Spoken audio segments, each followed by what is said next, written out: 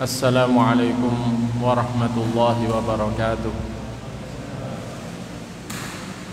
Alhamdulillah, alhamdulillahilladzi amarna bittafaqquh fid din wa arsyadana ila ittiba'i sunnati sayyidil mursalin.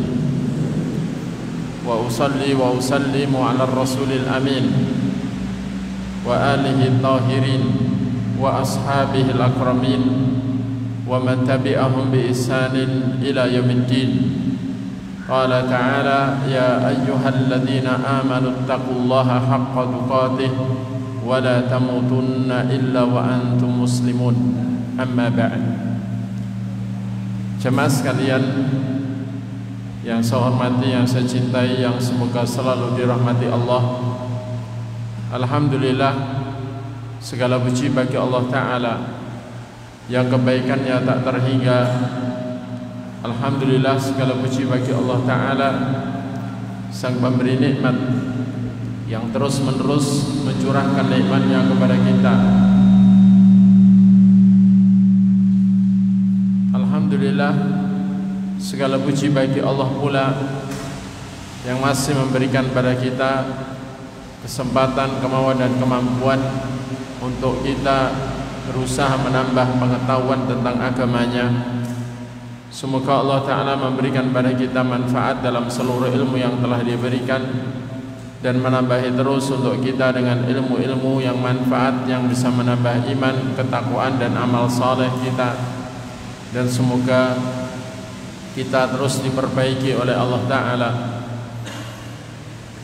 dan dijaga olehnya dari segala fitnah syubhat yang bisa menjerumuskan kepada segala paham yang sesat, dan juga dari fitnah syahwat yang bisa menjerumuskan kepada segala jenis maksiat. Jamaah sekalian yang semoga selalu dirahmati Allah, materi kita insyaallah adalah tafsir surah An-Nasr. Allah Ta'ala mengatakan dalam surah An-Nasr, Bismillahirrahmanirrahim. Idza jaa nasrullahi wal fath wa ra'aitan nasa yadkhuluna fi dinillahi afwaja fasabbih bihamdi rabbika wastaghfir innahu kana tawwaba. Idza jaa, apabila telah datang nasrullah, pertolongan Allah, wal fath, dan kemenangan. Idza jaa nasrullahi wal fath wa ra'aitan nas, dan kamu juga telah melihat manusia, wa ra'aitan nasa yadkhuluna fi dinillahi afwaja, masuk ke dalam agama Allah dengan berbondong-bondong. Maka fasabbih, maka maha sucikan, bihamdi rabbika, dengan memuji Tuhanmu, yakni maha sucikan Tuhanmu dengan memujinya, wastaghfirhu, dan minta ampunlah padanya, innahu, sesungguhnya dia, kana tawwaba, adalah maha penerima taubat.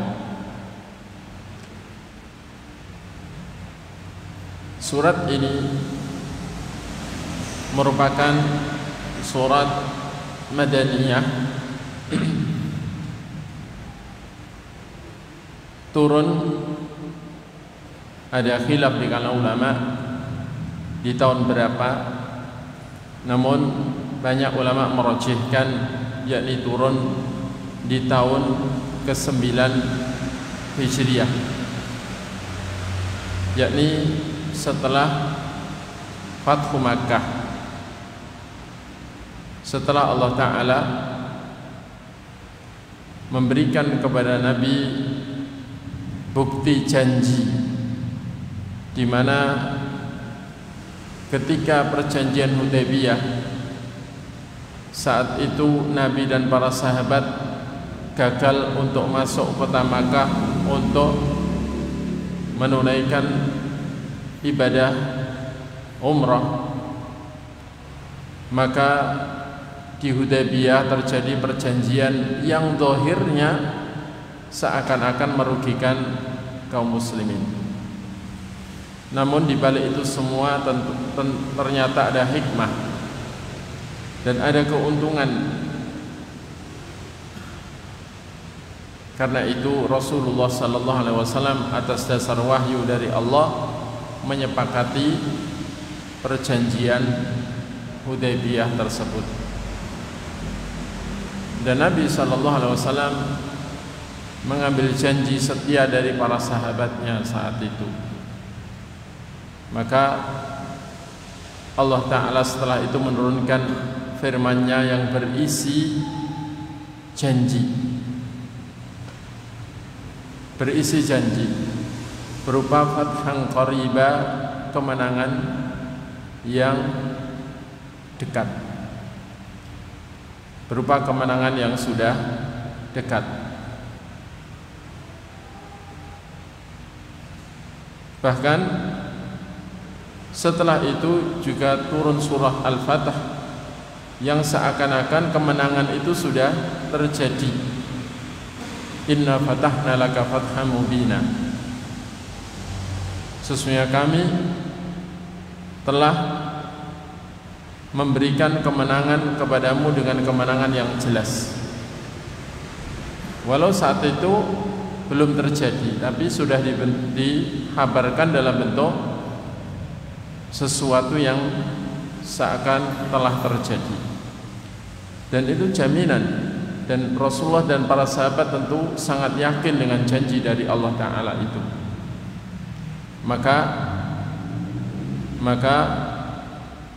apa yang sudah dijanjikan sebelumnya, yakni setelah perang Hunain, gebrakan kedua, dan setelah itu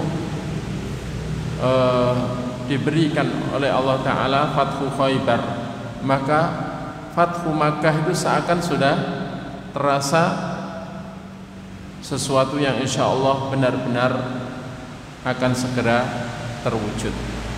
Karena kaum musyrikin sudah mengalami kekalahan demi kekalahan, kekalahan demi kekalahan. Karena itu Rasulullah sallallahu alaihi wasallam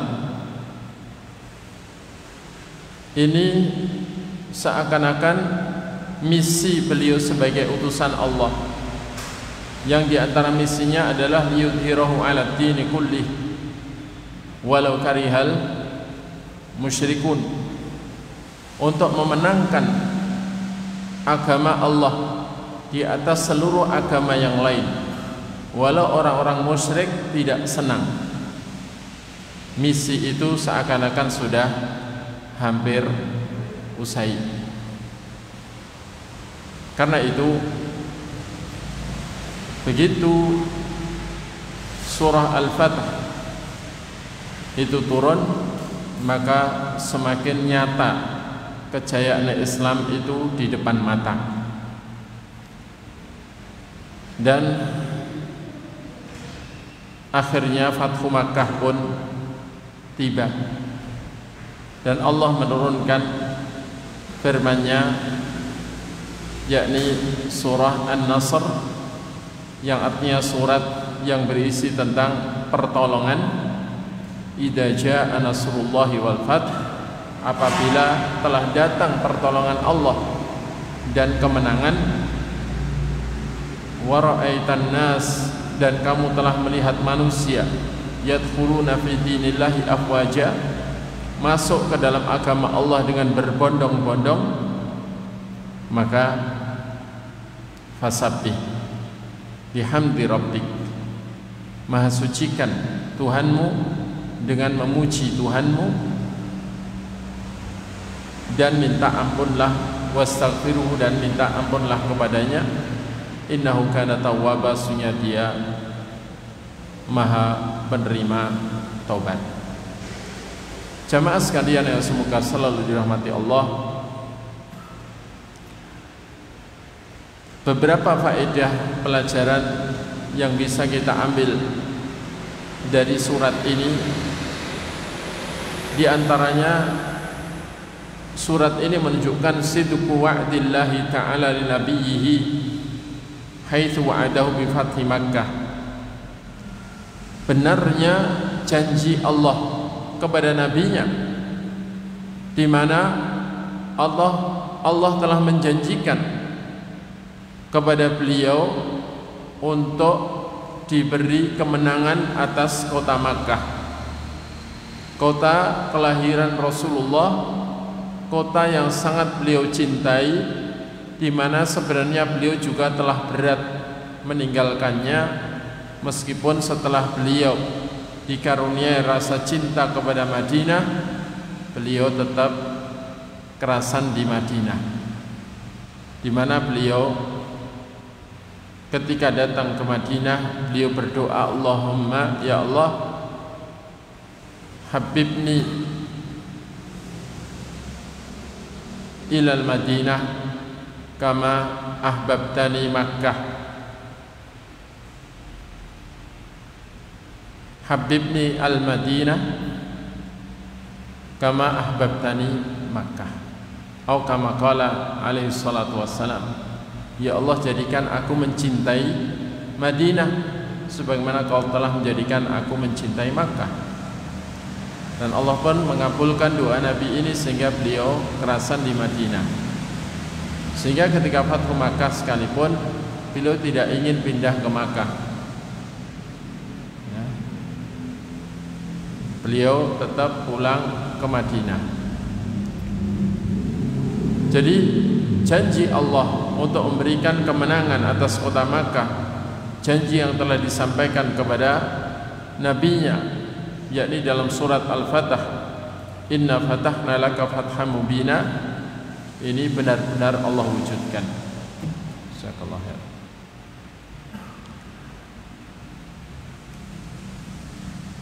Di mana janji Allah itu telah disampaikan Allah di hari Hudaybiyah dan benar-benar terwujud setelah itu. Karena itu Nabi SAW seakan-akan misi untuk memenangkan agama Allah al-Islam di atas seluruh agama itu usai. Kemudian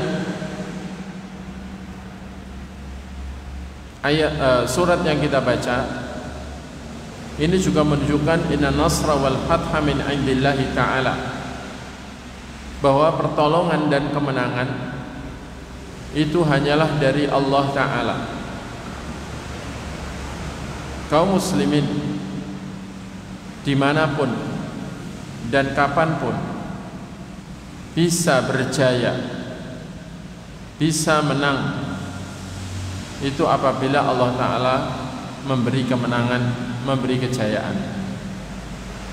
Dan karena Allah yang bisa memberi dan hanya Allah yang bisa memberi, maka tentu kaum muslimin jangan melupakan doa meminta kemenangan, meminta kemenangan untuk Islam dan kaum muslimin dimanapun dan kapanpun. Karena kadang-kadang kemenangan itu juga dicabut oleh Allah. Berapa banyak dalam sejarah negeri-negeri kaum muslimin itu setelah merdeka juga dijajah oleh orang-orang kafir. Karena itu mensyukuri nikmat keamanan, kejayaan dan juga nikmat kemerdekaan dan menjaganya dan berusaha menegakkan agama Allah di bumi Allah, itu harus benar-benar menjadi perhatian utama kaum muslimin kalau tidak ingin dicabut kemenangan itu. Dan pertolongan dan kemenangan dari Allah ini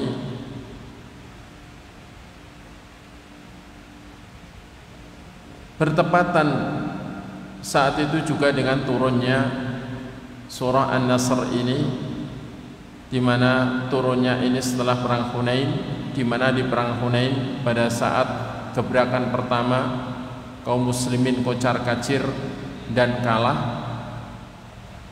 Kemudian Allah Ta'ala mengatakan fa'anzalallahu sakinatahu alaihim, Allah menurunkan ketenangan kepada mereka. Kemudian juga Allah wa ayyadahu binasri, menguatkan mereka dengan pertolongannya, wa athabahum fathan qariba, dan akan memberi balasan pada mereka kemenangan yang sudah dekat. Maka Allah Ta'ala setelah itu mewujudkan kemenangan pada perang Hunain juga di gebrakan kedua, hingga Nabi dan para sahabatnya mendapatkan rampasan perang yang sangat banyak. Kemudian tidak selang lama juga Allah Ta'ala memberikan kemenangan atas Makkah.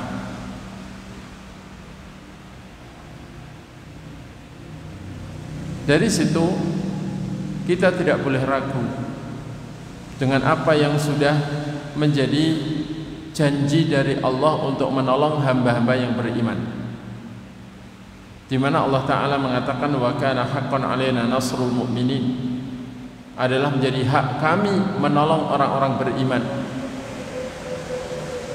Di mana ayat ini menunjukkan bahwa kapan saja umat Islam ini menjadi orang-orang yang iman yang bagus keimanannya, maka ketika membutuhkan pertolongan Allah Ta'ala pasti ditolong olehnya. Dan ketika Allah menolong, pasti orang Islam itu menang, dan bahkan tidak bisa dikalahkan. Sebagaimana Allah katakan, "Iyansurkumullahu fala ghaliba lakum wa iyahdulkum faman dzalladzi yansurukum min ba'di." Jika Allah menolong kalian, maka tidak ada yang bisa mengalahkan kalian. Namun jika Allah menghinakan kalian, tidak ada selain Dia yang bisa menolong kalian. Kalau Allah menolong kalian, maka tidak ada yang bisa mengalahkan kalian. Tapi kalau Allah menghinakan kalian, tidak ada yang bisa menolong kalian selain Allah Ta'ala. Dari situ kita tidak boleh ragu bahwa kalau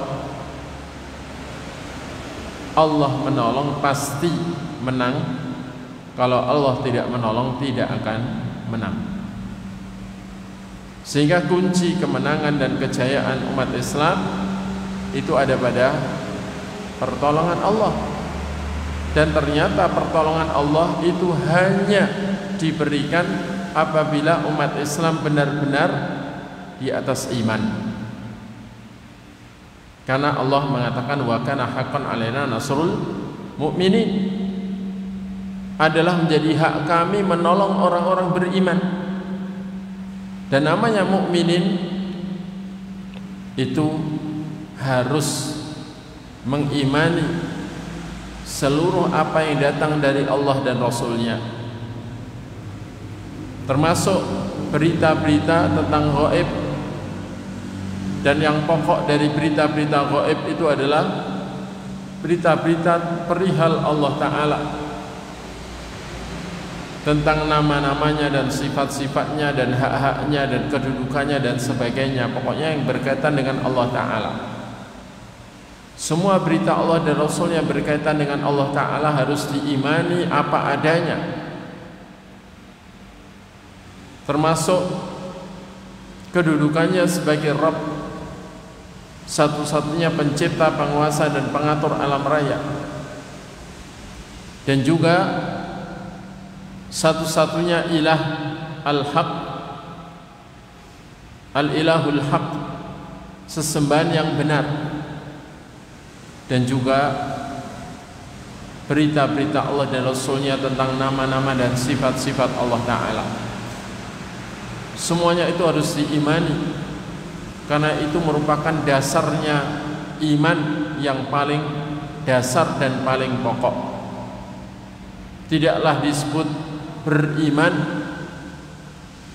sehingga tidak akan berhak ditolong kalau belum beriman kepada Allah Ta'ala, baik beriman kepada rububiyahnya, uluhiyahnya maupun asma dan sifatnya. Dan juga iman kepada berita-berita Allah dan Rasulnya tentang para malaikatnya, para malaikat Allah. Kemudian juga tentang kitab-kitab Allah, tentang nabi-nabi Allah, tentang hari akhir. Dan termasuk cakupan iman kepada hari akhir adalah mengimani tanda-tanda dekatnya hari kiamat, baik tanda-tanda kecil ataupun tanda-tanda yang besar. Tanda-tanda besar itu ada 10. Kemudian juga mengimani tentang proses kematian yang diberitakan Nabi, kematian orang beriman seperti apa, kematian orang kafir seperti apa, dan juga tentang alam kubur, dan tentang ujian kubur, tentang adanya nikmat kubur dan adab kubur. Kemudian juga tentang kejadian kiamat besar dan apa yang akan ada setelah itu berupa kebangkitan dari kubur dan digiringnya manusia ke padang mahsyar, ke wilayah Syam, dan di sana akan menghadapi banyak hal, termasuk penyebaran catatan amal yang ada yang hinggap di tangan kanan, ada yang hinggap di tangan kiri. Kemudian juga perhitungan amal, penimbangan amal, dan juga adanya telaga. Semua nabi diberi telaga, tapi telaga terbesar adalah telaga nabi kita. Kemudian juga ada sirat, jembatan lembut yang menghubungkan antara mahsyar dengan kontorah halaman luarnya surga, melewati di atas neraka. Yakni setelah itu neraka didatangkan dan surga didekatkan, diturunkan dari atas langit ke-7 sana, itu diturunkan oleh Allah Ta'ala, didekatkan ke mahsyar. Tapi neraka duluan yang didatangkan dengan diseret oleh para malaikat, sejumlah 4.900.000.000 malaikat. Ini semua berita-berita dari Allah dan Rasulnya yang harus kita imani. Karena barang siapa yang tidak beriman kepada hari akhir seperti yang diberitakan Allah dan Rasulnya, maka bukanlah orang beriman, ya. Atau belumlah beriman, meskipun taruhlah masih diakui sebagai muslim. Karena tidak semua muslim itu mukmin, sebagaimana tidak setiap mukmin itu muhsin. Kemudian tentang takdir harus diimani. Kemudian juga hal-hal gaib yang Allah dan Rasul beritakan harus kita imani apa adanya, tanpa kita rubah-rubah maknanya. Kita imani apa adanya. Kemudian juga kepastian-kepastian hukum di dalam Islam tentang halal haram dan sebagainya, kita yakini, kita imani sesuai berita Allah dan Rasulnya. Dan kebenaran seluruh apa yang diajarkan Allah dan Rasulnya harus kita yakini. Maka dengan itu insya Allah iman terwujud. Iman terwujud, dan ketika kaum muslimin benar-benar diakui oleh Allah sebagai mukminin, maka layak ditolong ketika membutuhkan pertolongan. Karena Allah telah berjanji, wa kana haqqan 'alaina nasrul mu'minin, dan adalah menjadi hak kami menolong orang-orang beriman. Dari situ kita tahu betapa pentingnya menjaga kemerdekaan dan usaha menjayakan kaum muslimin itu dengan cara menanamkan keimanan kepada kaum muslimin, termasuk generasi yang akan datang. Karena dalam pengalaman, ketika kaum muslimin masih berpegang teguh dengan Quran dan Sunnah, mengimani seluruh yang diberitakan Allah dan Rasulnya dalam Quran dan Sunnah, dan komitmen dengan ajaran Quran dan Sunnah, dengan pemahaman yang benar, pemahaman yang diajarkan Nabi kepada para sahabatnya dan yang telah diwarisi oleh para tabi'in dari para sahabat Nabi, maka kaum muslimin tidak terkalahkan. Tidak terkalahkan. Kaum muslimin yang terjajah itu pasti sudah banyak meninggalkan keimanan, ajaran keimanan, dan juga sudah tidak berpegang lagi dengan Quran dan Sunnah, sehingga akhirnya mudah dipecah belah dan akhirnya diadu domba, dan ketika sudah lemah maka akan mudah dikuasai. Seperti itulah ya apa yang telah terjadi dalam sejarah kaum muslimin dari masa ke masa. Jamaah sekalian yang semoga selalu dirahmati Allah, karena itu ketika kita melihat saat ini kaum muslimin tidak paham Quran dan Sunnah, bahkan ajaran pokok Al-Quran dan As-Sunnah berupa tauhid itu banyak dimusuhi. Di mana saja seakan-akan muncul dakwah tauhid, mengajak memurnikan ibadah hanya kepada Allah, melarang ibadah kepada selain Allah, mengajak ibadah kepada Allah dengan cara yang datang dari Allah, yang disampaikan oleh utusan Allah. Di mana muncul dakwah seperti itu, pasti yang memusuhi lebih banyak dari yang mendukung, yang membenci lebih banyak dari yang menyukai. Bahkan selalu dicap Wahabi, sehingga rame-rame mensikapi dengan sikap yang buruk. Selama umat Islam kondisinya masih demikian, berarti dakwah kepada rukun iman yang 6 ini masih menjadi dakwah yang paling dibutuhkan umat Islam.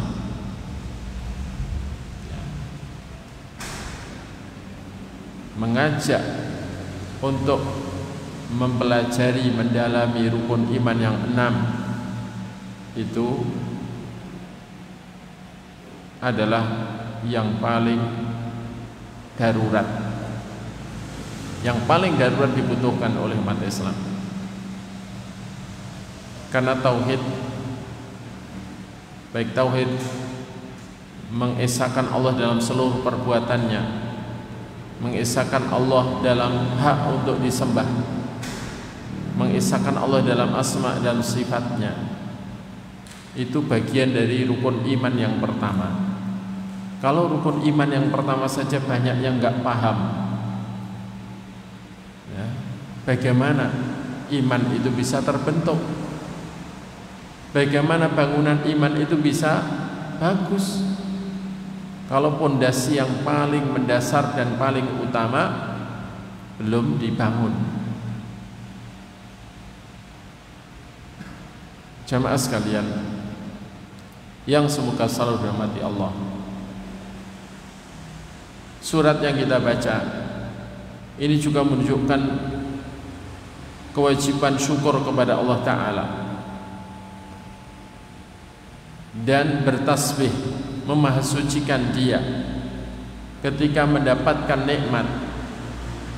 Itu adalah suatu keniscayaan. Nabi kita Muhammad sallallahu alaihi wasallam adalah hamba Allah yang paling ahli syukur. Sepanjang hayat beliau menjadi ahli syukur. Toh begitu ketika mendapatkan kemenangan masih diperintahkan juga oleh Allah untuk bersyukur. Beliau juga ahli zikir. Bahkan dikatakan oleh Ibu Aisyah radhiyallahu anha, kana Nabi sallallahu alaihi wasallam yadhkuru rabbahu fi kulli ahwalih wa fi kulli awanih. Nabi sallallahu alaihi wasallam itu selalu berzikir kepada Tuhannya di segala keadaannya dan juga di segala waktunya. Ini kayaknya volumenya perlu dikurangi dikit ya, sedikit berdengi.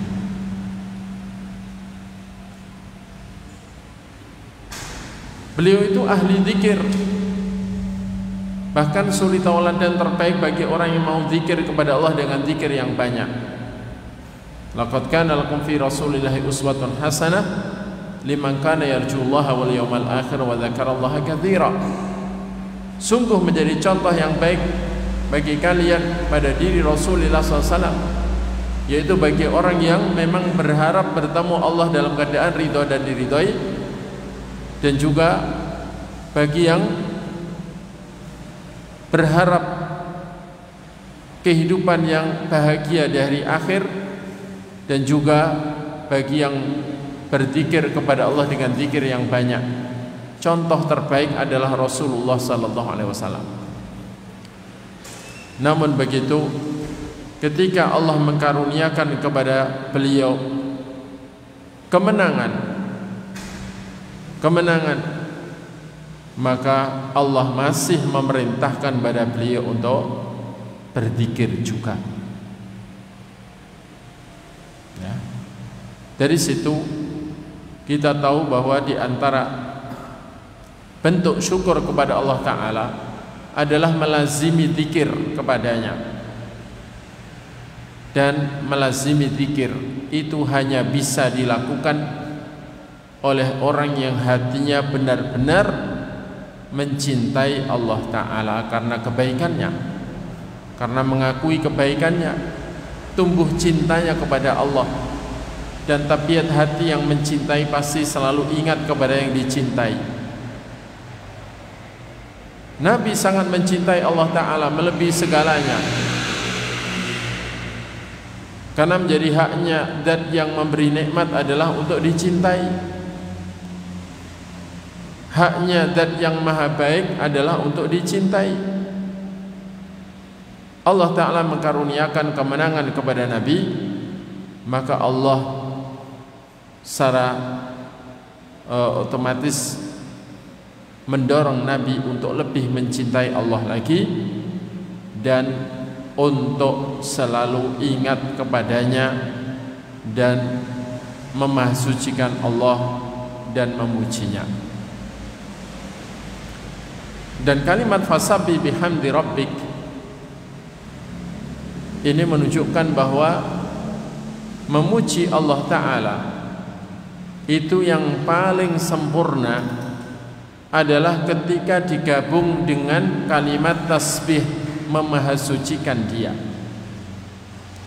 Karena dalam kalimat mahasucikan Tuhanmu artinya memahasucikan Allah dari segala sekutu, dari segala sifat tercela, dari segala sifat yang tidak layak baginya, dari segala keserupaan dengan makhluknya. Walau dalam satu sifat pun Dia maha suci dari keserupaan dengan makhluknya, dari sifat-sifat yang rendah yang tidak sempurna, Dia maha suci. Nah, kemudian memujinya dengan apa?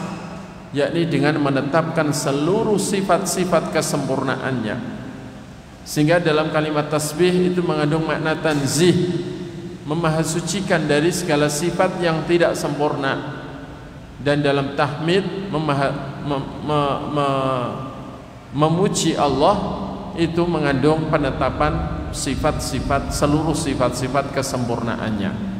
Sehingga ketika seluruh sifat yang tidak layak bagi Allah, yang tidak sempurna, ditiadakan dari Allah, kemudian ditetapkan untuk Allah seluruh sifat kesempurnaannya, maka pujian itu ya menjadi tambah sempurna.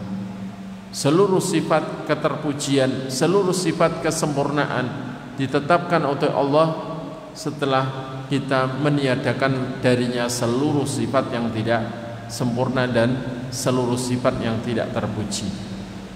Dari situ sempurnalah pujian, dan kalimat pujian yang paling sempurna itu adalah syukur lisan yang paling sempurna.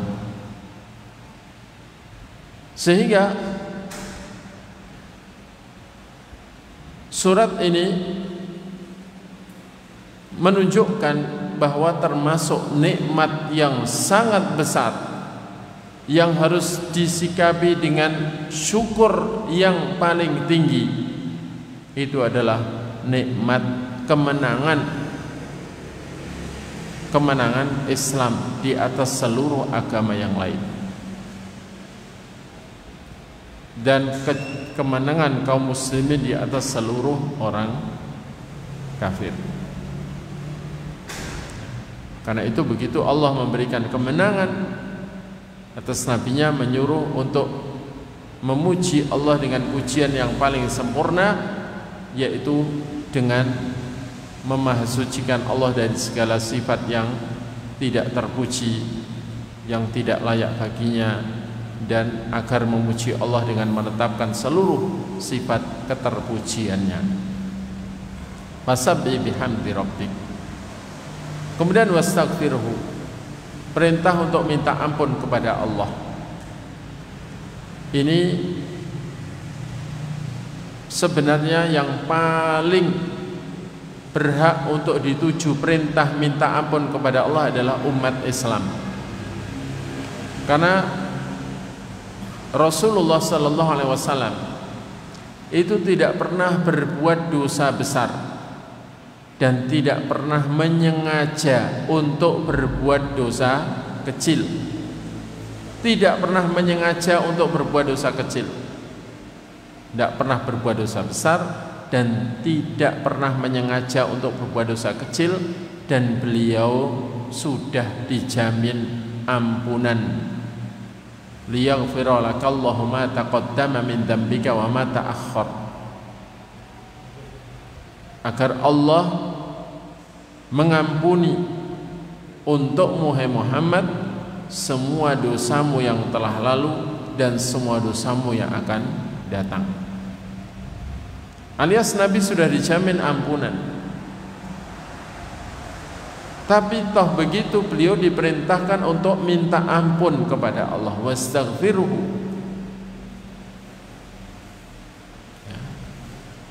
Hal ini menunjukkan bahwa umat Islam lebih berhak untuk mengakui dosa-dosa dan banyak mohon ampun kepada Allah dan memperbanyak taubat kepadanya,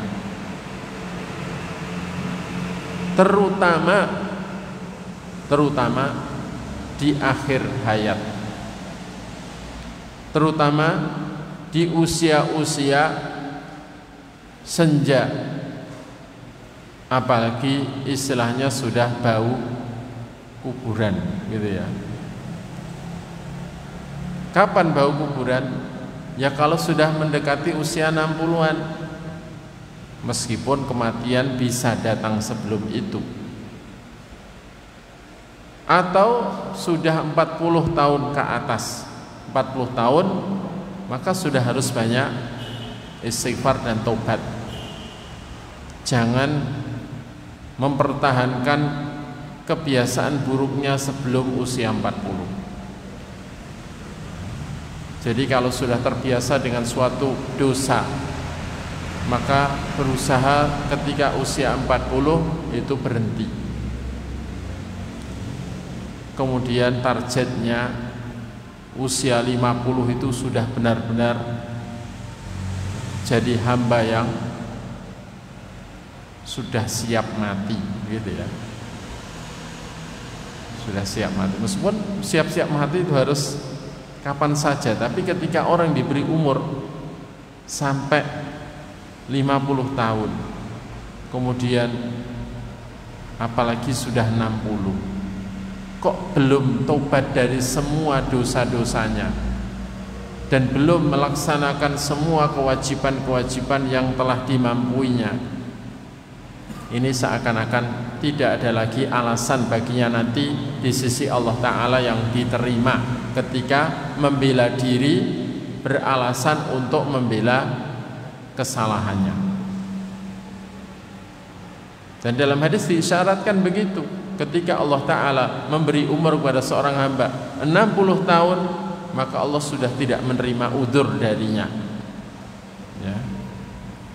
Udzur belum bisa baca Quran, sampai usia 60 belum bisa baca Quran, itu sudah tidak diterima. Alasan, saya gimana, saya repot, saya sibuk, saya ngurusi, ya, keluarga. Keluarga harus mentah semua, kan gitu. Sudah nggak bisa diterima. Jadi karena itu ketika usia 40, doa yang diajarkan kepada kita, Rabbi auzi'ni an ashkura ni'mataka allati an'amta 'alayya wa 'ala walidayya wa an a'mala shalihan tardahu wa aslih li fi dzurriyyati inni tubtu ilaika wa inni minal muslimin. Wahai Tuhanku,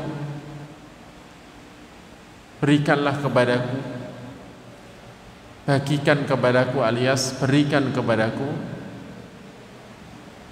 karunia hidayah untuk bersyukur atas seluruh nikmat-Mu atasku, dan juga nikmat-Mu atas kedua orang tuaku, dan juga berikanlah kepadaku hidayah dan kemampuan untuk beramal soleh yang Kau ridhoi, dan perbaikilah untukku pada keturunanku, sesungguhnya aku benar-benar tobat padamu dan aku termasuk orang yang sudah berserah diri padamu. Tobat, berserah diri, siap kapan saja dipanggil. Jadi itu usia 40, sehingga menjadi semakin sempurna jadi ahli syukur dan ahli tobat ini sampai usia 50, kemudian usia 60. Karena umur rata-rata umat Islam, kata Nabi, a'maru ummati baina sittin wa sab'in wa qalla man yatajawazu dzalik. Umur umatku itu antara 60 sampai 70, dan sedikit yang lebih dari 70. 60 70 itu tahun hijriah loh ya. Berarti kalau 60 itu kalau tahun hijriah sekitar 58 koma gitu loh ya. 58 koma kalau Masehi. Karena setiap setahun itu selisihnya 11 hari kurang lebih. 11 hari itu kalau berarti 30 tahun ya, sudah hampir 1 tahun kan gitu. Jadi kalau 60 itu kalau tahun Masehinya 58 setengah lah mungkin. Nah itu sudah berarti sudah usia-usia ya saat meninggalkan dunia ini. Masanya melewati dunia itu sudah mau habis. Jamaah sekalian, kembali kepada surat An-Nasr. Rasulul Islam Nabi kita Muhammad SAW yang sudah menjadi ahli taubat dan istighfar, bahkan beliau mengatakan, wallahi inilah astaghfirullah wa atubu ilaihi fi kulli yaumin mi'ata marrah. Aku itu setiap hari minta ampun kepada Allah dan bertobat padanya itu 100 kali.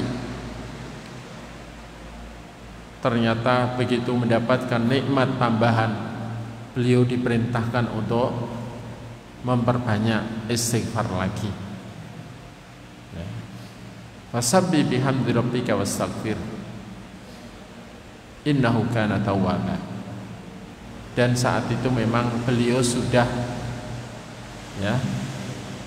masanya dekat dengan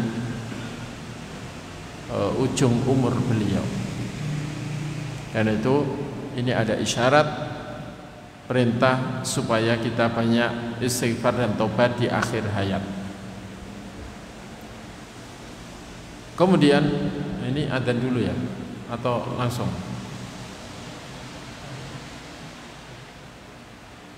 Adzan dulu. Ya, monggo. Hah? Diselesaikan. Oh gitu. Oke. Baik. Surat yang kita baca ini juga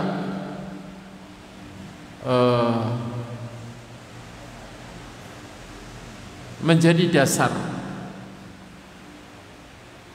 bahwa Nabi SAW melaksanakan perintah dalam surat ini di dalam sholat beliau 5 waktu, bahkan di sholat beliau secara umum, di mana ketika rukuk dan sujud, sebagaimana diriwayatkan Imam Bukhari dan Imam Muslim dan yang lain, bahwa setelah turunnya surat ini Nabi itu menambahi doa rukuk dan doa sujud dengan doa subhanakallahumma rabbana wa bihamdika Allahumma ighfirli. Subhanakallahumma rabbana wa bihamdika Allahumma ighfirli. Karena Allah tadi menyuruh fasabbih bihamdi rabbik, maha sucikan, bertasbihlah kamu alias maha sucikan Tuhanmu dengan memujinya. Maka ucapannya subhanakallahumma wa bihamdik, maha suci engkau ya Allah dengan segala keterpujianmu. Yakni di situ fasabbih bihamdi rabbik terlaksana. Wastaghfirhu, dan minta ampunlah padanya. Allahumma firli, ya Allah ampunilah untukku. Jadi Nabi melaksanakan perintah dalam surat ini dengan memperbanyak subhanakallahumma rabbana wa subhanakallahumma rabbana wa bihamdika Allahumma ighfirli.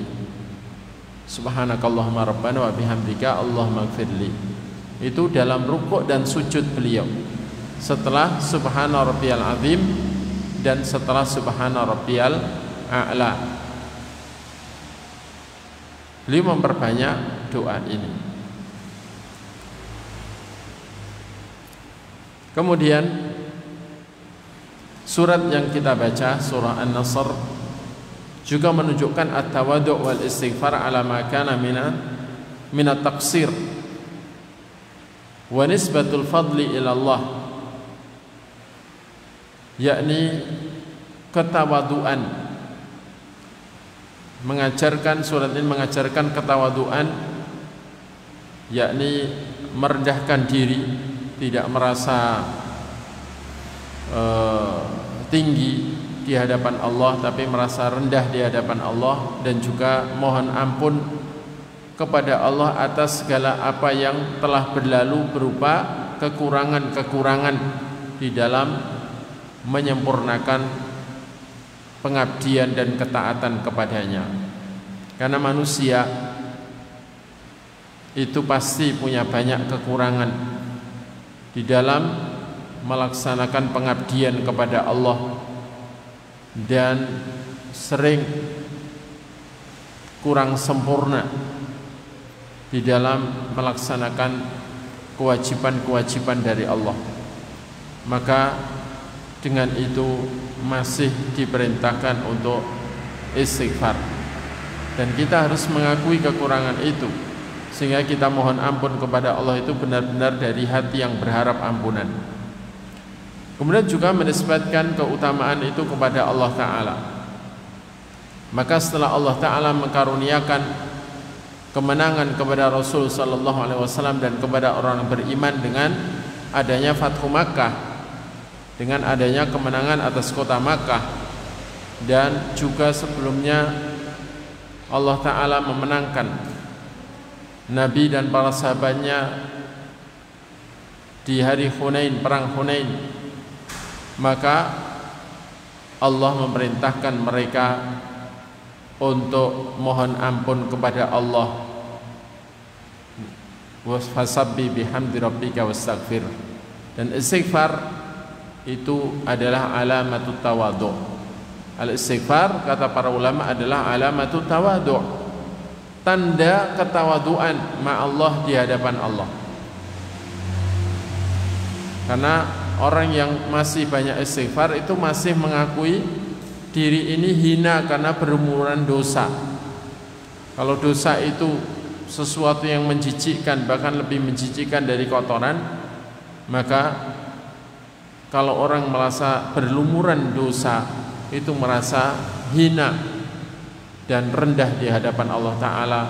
Namun karena tidak putus asa dari kasih sayang Allah dan ampunannya, maka dia masih terus mohon ampun kepadanya dan berharap dientaskan dari kehinaannya dosa, dari kubangan dosa. Dan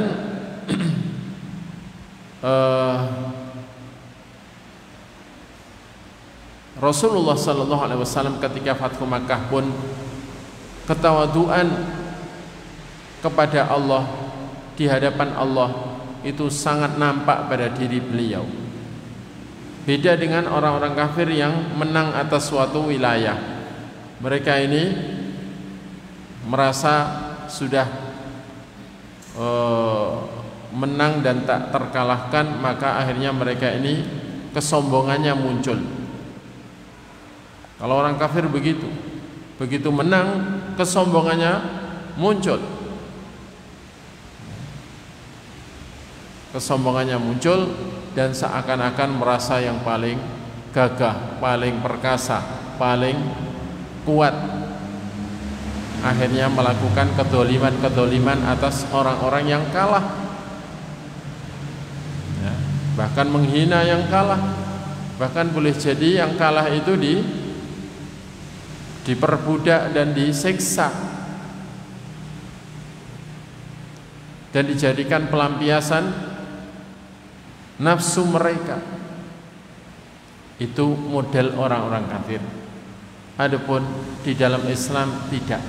Kemenangan itu disusul dengan ketawaduan. Kemenangan harus membuahkan ketawaduan. Karena umat Islam harus sadar bisa menang itu hanya karena pertolongan Allah. Hanya karena pertolongan Allah. Atas berkat rahmat Allah yang maha kuasa.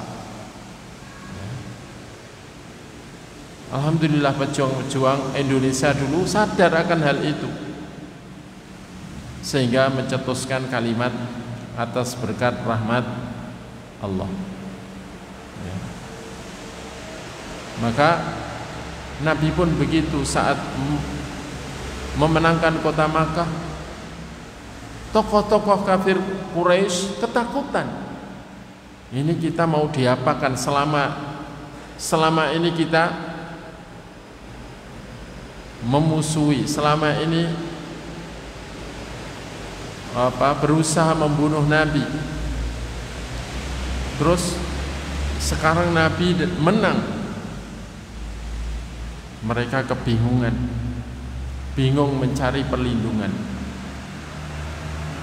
Ya, karena mereka membayangkan kalau mereka menang atas kaum muslimin, mereka akan membunuh Nabi, membunuh tokoh-tokoh kaum muslimin, dan akan berbuat semaunya kepada kaum muslimin. Nah, mereka membayangkan, orang itu biasanya membandingkan orang lain seperti dirinya. Mereka kebingungan. Tapi apa kata Nabi? Barang siapa yang masuk Ka'bah maka aman. Barang siapa yang masuk Masjidil Haram maka aman. Barang siapa yang masuk ke rumahnya masing-masing dan mengunci pintu atau menutup pintunya maka aman. Coba, yang ketakutan adalah Abu Sufyan, tokoh musyrik yang telah membiayai banyak peperangan melawan Rasulullah. Dia ketakutan. Semua orang Mekah kok tidak ada yang berani melawan Nabi dan para sahabatnya. Semuanya bahkan mencari selamat sendiri-sendiri. Ini gimana, ini gimana? Nasib kita gimana?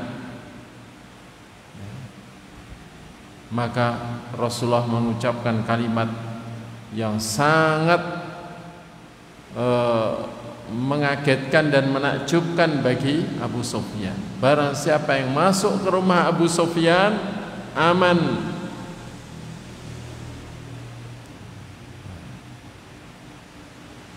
Luar biasa. Karena beliau berharap semua kekurangan beliau selama ini itu diampuni oleh Allah, dan beliau berharap menjadi contoh terbaik dalam mendapatkan ampunan Allah. Yang beliau pernah mengatakan ighfiru yughfar lakum, maafkan orang niscaya dosa kalian juga diampuni. Beliau ingin menjadi contoh terbaik bagi umat, menjadi orang paling pemaaf, menjadi orang paling pemaaf. Maka para sahabat yang tentunya dalam jiwa mereka ada yang dulunya juga sakit hati karena disakiti sekian lama, kan begitu. Ini berusaha meniru Nabi, menjadi pemaaf, memaafkan.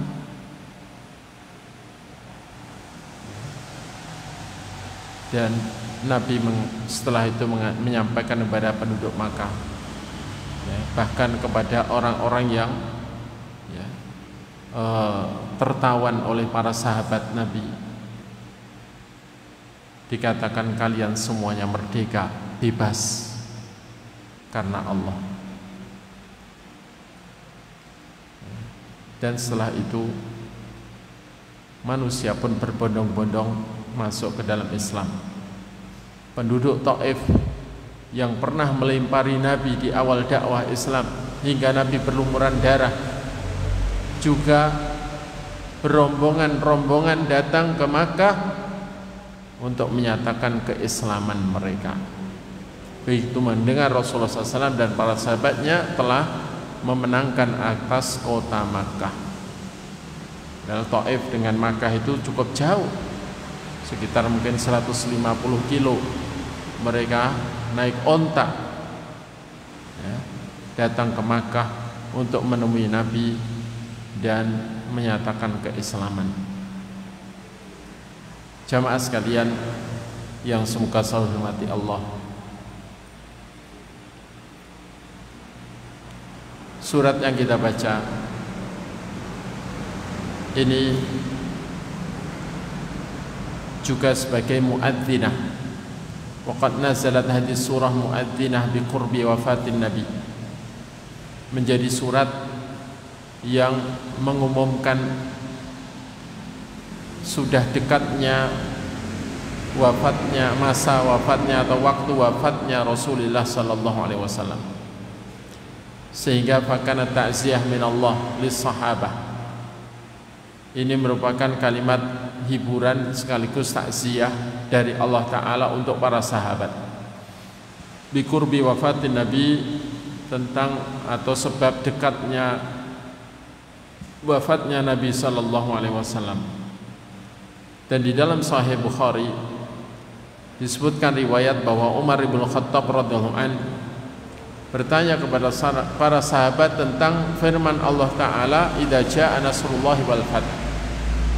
Maka para sahabat rata-rata mengatakan fathul madain wal qusur. Wah, ini berarti ya kemenangan atas banyak kota dan banyak istana. Yakni setelah Makkah ini dikalahkan, ditaklukkan, setelah ini masih akan ada lagi al-fath, kemenangan-kemenangan, karena al pada al-fath ini menunjukkan istighraq alias menunjukkan yakni segala kemenangan. Ini pasti akan menyusul lagi banyak kemenangan. Maka Umar bin Khattab bertanya kepada Ibnu Abbas radhiyallahu anhuma, "Ma taqulu ya Ibnu Abbas?" Apa yang akan kau katakan wahai Ibnu Abbas, yakni tentang surat ini? Qala, Ibnu Abbas menjawab, ajal au mithlu au mathalun duriba li Muhammadin sallallahu alaihi wasallam nu'iyat lahu nafsu. Ini adalah ajal atau permisalan yang dibuat untuk Nabi Muhammad SAW yang berisi pemberitahuan telah dekatnya wafatnya beliau sendiri. Alias Nabi itu sudah mendapatkan yakni berita bahwa misimu ini sudah selesai, tugasmu berarti sudah berusai, setelah ini berarti engkau akan diambil oleh Allah Ta'ala. Dan itulah dipahami oleh sahabat Ibnu Abbas radhiyallahu anhu dari surat ini. Dan ini menunjukkan memang sahabat Ibnu Abbas itu orang yang dibukakan dadanya untuk memahami kitab Allah Al-Quran, karena beliau pernah didoakan Nabi, Allahumma faqihhu fiddin wa 'allimhu ta'wil. Ya Allah, fahamkan Ibnu Abbas di dalam agama dan ajarilah dia tafsir. Maka beliau langsung paham bahwa surat ini mengandung yakni pemberitahuan telah dekatnya kematian Rasulullah sallallahu alaihi wasallam. Dan beliau di tahun berikutnya itu haji wada, yakni tahun 10. Kemudian di tahun 11 bulan Rabiul Awal, tanggal 12 Rabiul Awal, beliau wafat sallallahu alaihi wasallam. Baik. Mungkin cukup itu apa yang bisa disampaikan, dan silahkan adzan dulu. Setelah adzan kalau ada pertanyaan monggo ditanyakan, kalau tidak ada maka kita sholat isya insyaallah.